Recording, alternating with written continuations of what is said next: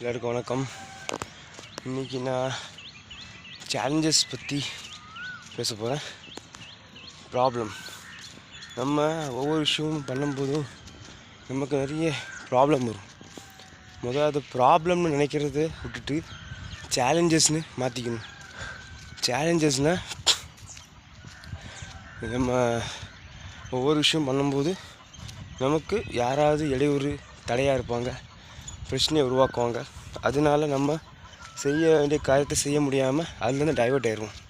ஒரு விஷயத்த ஆரம்பிப்போம், ஆனால் கொஞ்ச நாள் டைவர்ட் பண்ணுறதுக்கு அவங்க காரணமாக இருப்பாங்க. முதல்ல சேலஞ்சஸ் உங்களுக்கு என்ன சொல்கிறது, challenges biggest opportunity for improvement. Challenges biggest opportunity for improvement.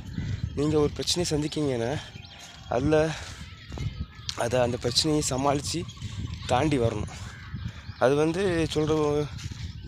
அது உங்களுக்கு பிரச்சனையாக தெரியக்கூடாது.